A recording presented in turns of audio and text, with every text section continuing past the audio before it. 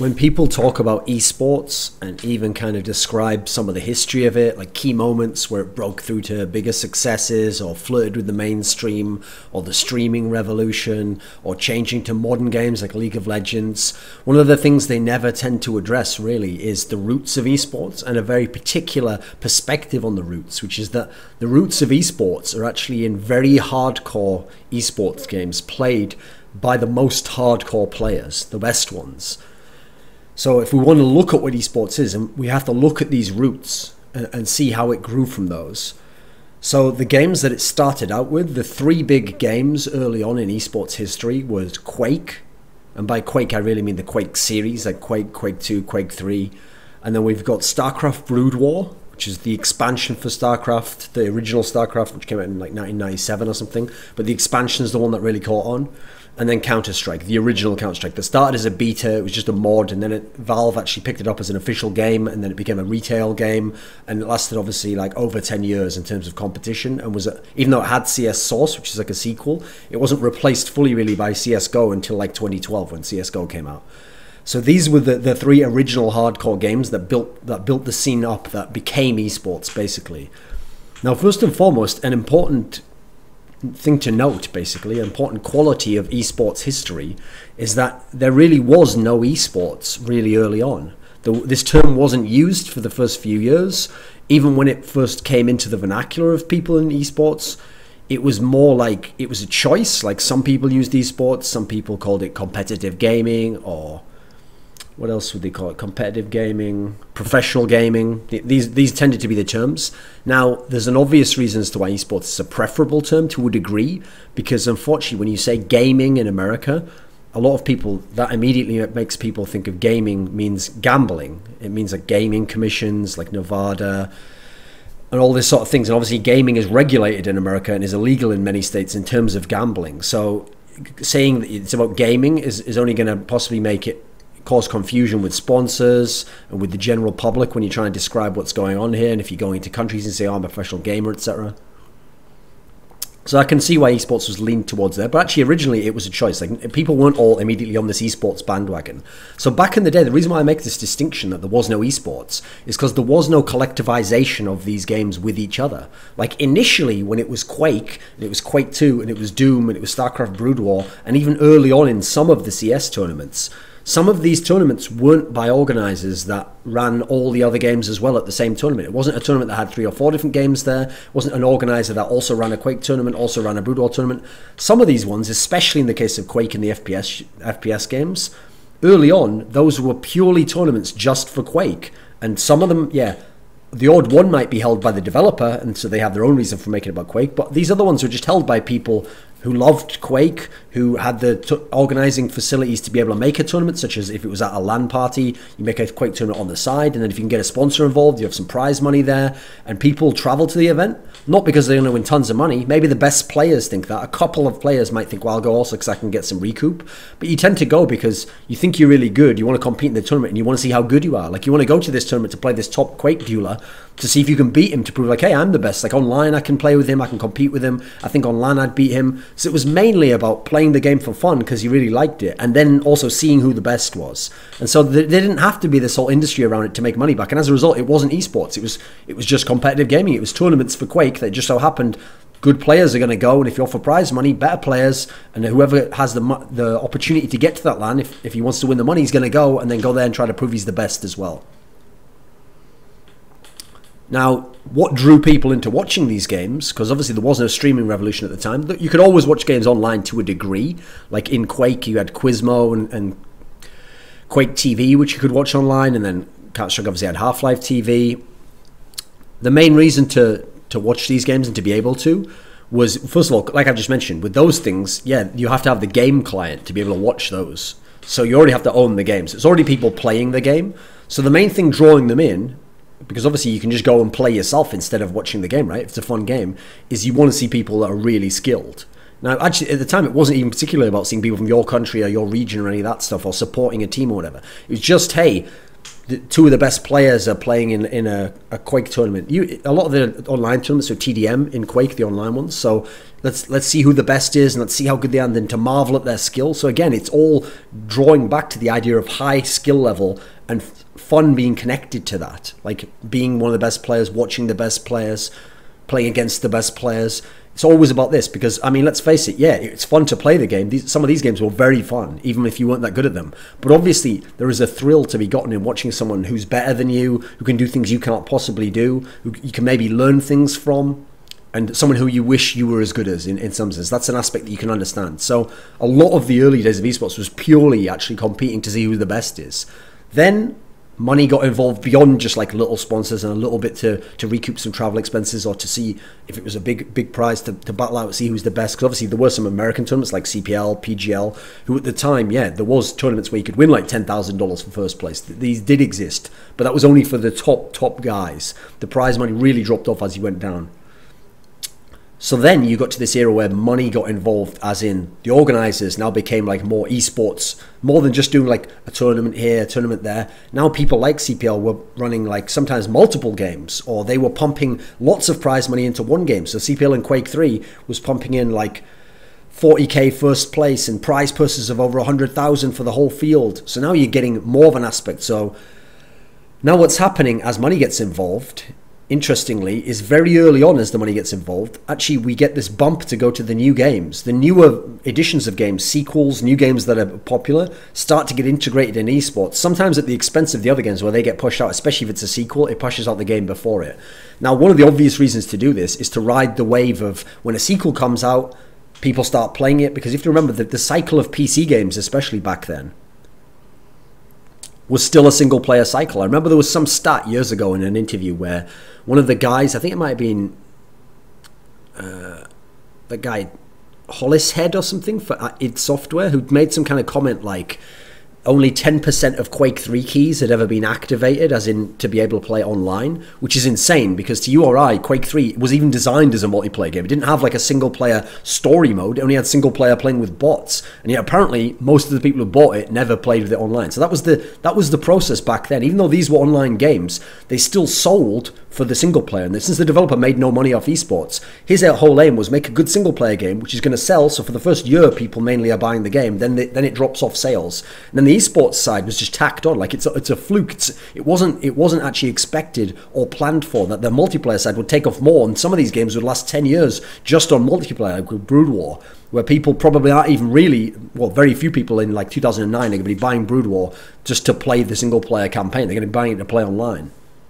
So that was unexpected. So as a result, people still wanted to tap into the fresh market of all the people hopping onto a new game when it was a brand new game and they're just going to play it for the first year. So they wanted to get those people to draw them in, like, oh, you're playing this game? It's obviously easier to sell you on the idea that, hey, there's a tournament you can watch. So people like CPL, people like WCG, etc., started to bring in the newer games. And so you have an opportunity now to market to bigger user bases. You can show off better technology since it requires better technology, better graphics cards, processors to actually run the stuff. So since a lot of the early sponsors were tech companies based around PC gaming, and a lot of them are based on performance PC gaming, like graphics card companies, CPU companies, obviously they want better technology to show off their gear in theory. And also this idea that, you know, the top player, because he plays on this really high-end PC at the tournament, then, hey, you must need the really high-end PC if you want to be good at the game and to be as good as him, all this sort of thing, and to run the game to a degree. So, I mean, to a degree, if you actually think about that, funnily enough, that aspect of trying to sell is almost, in a weird way, there's a basis to that. It's actually a bit disingenuous. Even though, yeah, it's always been a marketing aspect to have the best people use the best brands. I think it's better when it's done in the way that like Nike does it, because Nike doesn't actually show you, oh, here's what's awesome about this trainer, and here's the excellent, like the streamlined design makes it move faster through there. And Nike doesn't tend to do that in their commercials. A Nike commercial sells you on the idea that they associate their products with the highest level of athletics. So when you think of athletics and you think of athletic gear, you think of Nike because the best people use it. Now, what's funny is other people, when they tried to use it, did tend to go to that base level that I'm kind of describing here, where really what they were trying to make an association in your mind was the idea that, like, wow, look at this guy in Quake, and he can do things you can't possibly do. If you can't do them, you don't have a PC as good as his, you don't have a graphics card as good as his. If you had that graphics card, hey, maybe you could do those sorts of things. There was almost an indirect connection being built there, which, if you think about it, is in its own way shows you how low level esports was at the time, because that actually immediately reminds me of those kind of snake oil salesman type guys who existed in like the 18th and 19th century in America, where they'd go around with their little truck or wagon, and they'd set up stall at some fair, and they'd be showing off some kind of like special tonic and medicine that would, and what they'd do is they'd get someone to come along and he'd drink it, and he'd have been like all crippled before he walked in, but then when he drank it, suddenly he's doing backflips and cartwheels. And the notion obviously is like, not only will this heal you, but you can do the things this guy's doing, because look how amazing the thing is. Well, obviously he's like, actually it's staged. He's a plant, he's a guy who has athletic skills. So to agree, that shows you kind of how hacky esports was in terms of the business side very early on.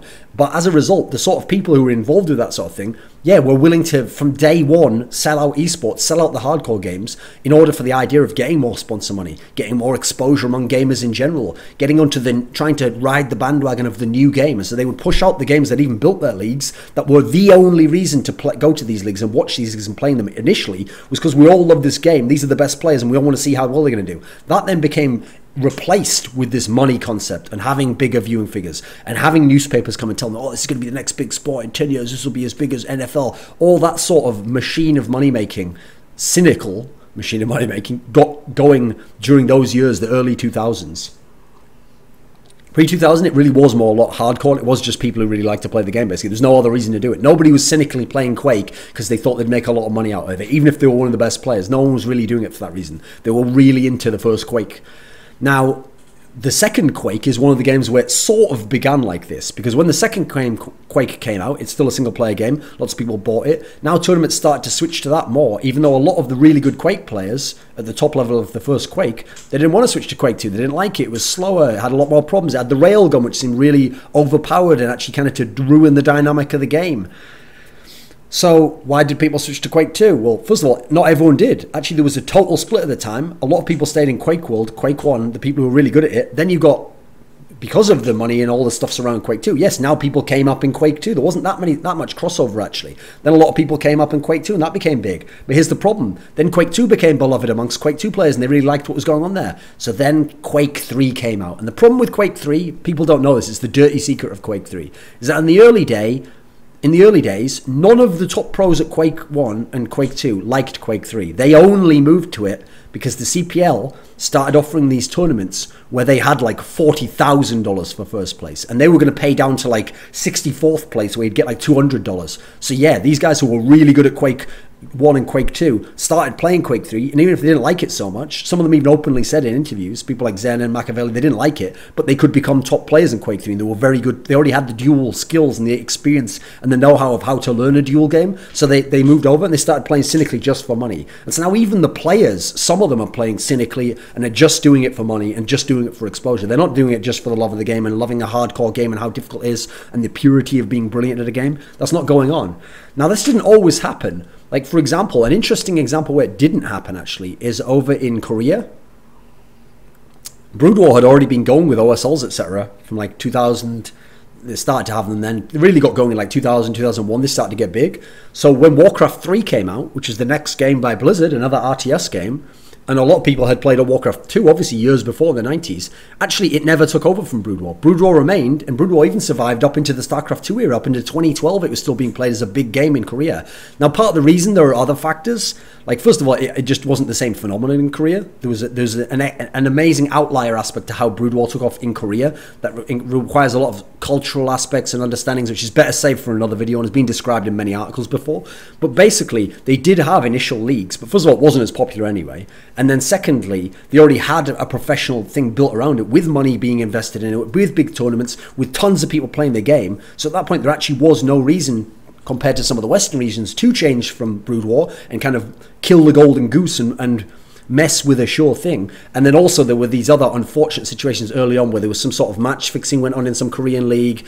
Yeah, and there were some issues there where that also kind of maybe scared people away from it, and they just stuck with the Brood War, which was more successful at the time. So that's a weird outlier where it never was replaced in that same sense. Now, one of the rare examples of a game which was purely grassroots, I guess to a degree you could say Brood War was actually, because it was so popular in the PC bangs. And in fact, if you go to a PC bang now, like if I go to one right near my house, I'll find someone playing Brood War in there. Even now in 2015, there'll be people just playing it there. But I won't find anyone playing CSGO, for example. So that you see that this, it even still has the phenomena, the ripples still reach out to the very end, even if they're really faint at this point. You can still kind of see from the epicenter of what happened in those early 2000s, late 1990s in terms of Brood War in Korea. But with that said, the biggest example of a true grassroots game, where again it came from people being hardcore at the game, and then once the opportunity came, wanting to watch, wanting to play, wanting to be the best at it, who just liked the game, was actually Counter-Strike. Because whereas Quake 2, Quake 3, to a degree, they were pushed on people by the tournaments and the developers and people sort of saying, right, now play this game because this is the new competitive gaming title, and we're only going to offer tournaments in this. We're going to get rid of the tournaments in this one, the original, the predecessor, even if it still had its own market, because we've decided to go all in on this. Counter-Strike forced its way into esports. It became a huge game just from the mod. The mod was because the key thing was, everyone in the 90s had bought Half-Life because it was one of the best single-player games. It had an amazing story. But actually, the deathmatch in Half-Life was dog shit. It was really quite crap, actually. Especially compared to Quake, which existed in that era. So the key thing about Half-Life, though, was tons of people took that developers kit that was out there and made tons of different mods. And so you had like Day of Defeat and... yeah, there was tons of matches at the time. But Counter-Strike was one of the first early ones that really hit hard, and people started playing it. And because you had Half-Life already, Counter-Strike was free for you. You could just download it for free and play. Therefore, everyone who had Half-Life, tons of them, started to play Counter-Strike for free on the side. And then the game got really huge in a matter of months, and it was one of the biggest downloaded mods. And so it was getting so huge, there was so many people playing it, that people like the CPL tested the waters, and they put on some early tournaments, and then they decided to literally switch stream and go from Quake to all into Counter-Strike, because it had a way bigger base, way more people, and there was way more people would attend your events even and pay to enter, and you could make a lot more money because you could charge per person, 5-person teams. So now Counter-Strike's taking off and blowing up huge. It's in WCG, it's in CPL, later on ESWC, all these tournaments, and Counter-Strike becomes a mainstay for the next decade or more within esports. But interestingly, that actually came from a grassroots aspect, so that's why I still class it as a hardcore game. Because I realised if you actually come from Quake or Brood War, yeah, Counter-Strike at that time was actually mocked as the casual game. It was the big game where everyone was like, who cares about that? You just camp behind a box and you're spraying an MP5. And unfortunately, I think a lot of people who hadn't played it and seen what could happen at the highest level, which is the irony, because obviously esports ended up showing that, didn't understand that, first of all, there was more to it, because unlike Quake and unlike Brood War, this was a full team esports. So there was no 1v1 aspect in esports to Counter-Strike. So it had the team play aspect, the tactical aspect, in a different way to even the tactics in Brood War, and a different way to tactics in Quake, because it was the tactics of a team operating, and there was some nuance even in the technique of firing, etc. And then money economy management, different aspects to these other esports games where it had its own strengths. So it still was a hardcore game. Now, there was one other aspect of a game which grassroots style probably should have become an big esports game, but wasn't, just because, interestingly, this is one of the few times where the esports industry, especially in the West, didn't jump fully on board with it. Which was actually the original Dota, Defense of the Ancients, which had the same exact thing going for it that Counter-Strike had. It had all the pieces in place where it should have become like a Counter-Strike, where everyone had bought Warcraft 3 to a degree, and Warcraft 3 had actually been a popular esports game. So if you had Warcraft 3, you could play Dota, obviously. It was like a map within it, using the map maker.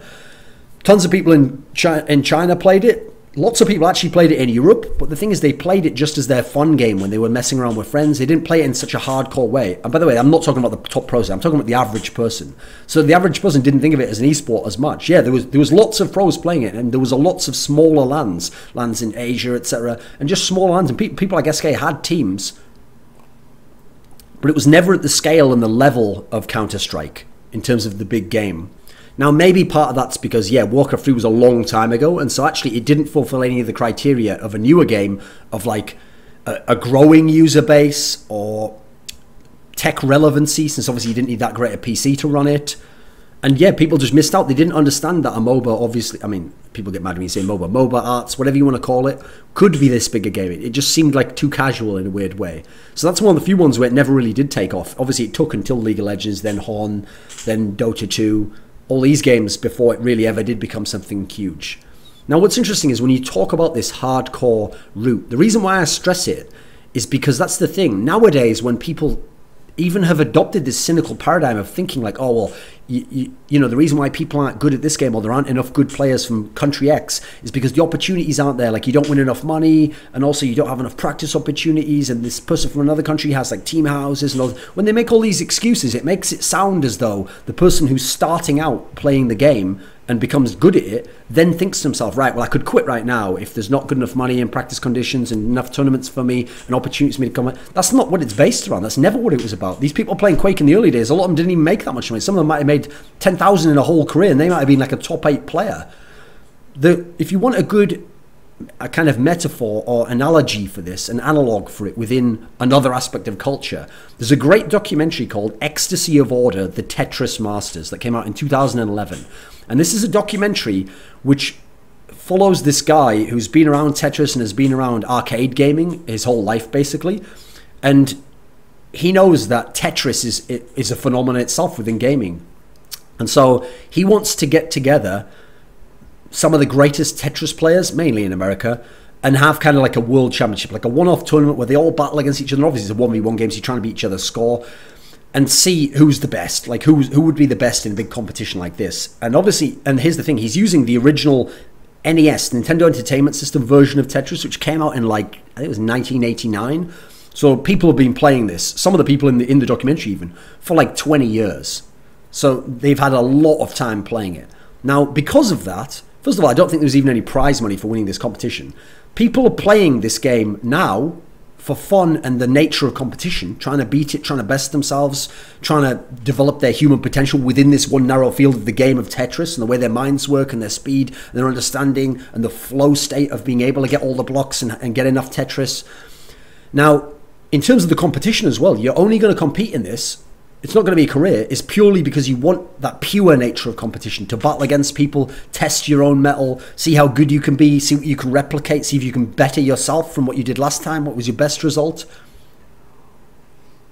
And so if you think about it now, if I apply the modern day cynical worldview of esports, because they're trying to blow it up into this big thing where it's all about money and fame and exposure and all the rest of it, what's funny is someone even from modern day esports might say, well, that's ridiculous, isn't it? Like, why would you play a really old game that came out in 1989 purely, you know, just to play it? And yet that's what's funny. That's what esports is based off, is the idea that you play the game just to see how good you can get, and just to have fun playing it, and just for the experience of playing the game, and then maybe even to battle against other people and see if you can become better than them and one-up them. That's actually what esports is at its most fundamental level. That was the seed from which esports, this industry and every other thing, grew. And so here's the funny thing. I always think about that cynical mentality. Like, I actually think that's very naive. Because what's funny is that person's thinking, like, well, yeah, what would you get out of it? No, mate, I'm thinking the other way around. What do you get out of playing an esports game at a high level, a big one now, where you win money? That's it, you win money, right? So what happens when that money's gone? Let's say you win $50,000. Okay, it doesn't take a normal person who gets $50,000 long to spend it. 1-2 years max. Then that money's gone. Now, yeah, they might have a car. Okay, cool, they've got a car that lasts for a few years. Okay, maybe they got a load of fast food. Yeah, they had the pleasure of eating the fast food early on. Maybe they bought some books, some DVDs, whatever. They get something out of it. But the difference is, if someone plays the game for the pure reasons, like they just are so into this game and it's brilliant and it's life-affirming and they're developing their potential as a person, then that they've built up something. They've done something with their life to a degree that can't be taken away. They've got specialized memories from that can last years and years. They can go back to it again and re-access that at any point in time.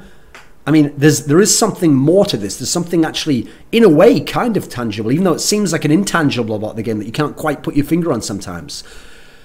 And so I actually can totally understand why these people would compete in this way. In the same sense, it seems like, oh, why compete against these other guys and risk being beaten by them or whatever when there's not that much money on offer? That's the whole point, because difference is you and them will know who won, and you and them will have a sense who was the best, and you'll have gotten a chance to prove it. It won't just be hypothetical and all the rest of it. It doesn't matter that there isn't 10,000 people going to watch you and think it's awesome, etc. You will know. That's worth more than if you were just decent and you hadn't really shown anything and you were in a big game and a lot of people said you were the best. I mean, again, what does that matter? What if you win some money? Does that equal up to the same thing? I don't know if it does really. So yeah, I just think it's interesting that so many people are unaware of the hardcore aspect of the games in this sense, because I like the fact that some of that still does pervade to the upper strata the highest echelons of even the highest paid, biggest games. So even in a game like League of Legends, where you do unfortunately get pros, where some of them behind the scenes will say, oh, I only really play for money. Like, I stopped caring about this game 2 years ago, but I'm so good at it. Like, I just think of it as a job and all that sort of thing. Luckily, there still are some people. There still are some pure people, even in those huge games, where they really are still doing it just to prove they're the best, just for the purity of competition. They'll even give up opportunities for more money or to go to a different team because they want to be in this specific team, or they want to battle against this guy, not just team up with him and make a super team where they beat everyone. They want to actually specifically beat that guy at the same position. There's something pure about that, and that is the essence of esports. Initially, it's playing for fun, it's playing because you like the game, and it's playing because, in terms of the esports side, because you want to prove that you're the best, you want to see that you're the best player. This term only really came around in like 2001, 2002 in terms of esports, the term, and then it's all become a big movement, and part of it's a marketing push. Part of it's becoming an adjunct of tech companies and bigger companies where we're the small marketing niche budget aspect to get the word out there to 18 to 25 demographics of males in America and all the bullshit you've all heard before. But yeah, it all starts with this hardcore aspect. And that really is what built esports. That's not just an effect that esports came out of. Now, if you want to play some fantasy esports, you can play and win money over at Alpha Draft. There will be a link in the description below. You can play League of Legends. You can play Counter-Strike Global Offensive there in terms of making fantasy teams. Smite, Dota 2. They have tons of leagues. Play LCS. If you're going to, whenever this video comes out, they usually have the CSGO lands, so you can play there. People have won tens of thousands of dollars every week. They give away hundreds of thousands of dollars every single week.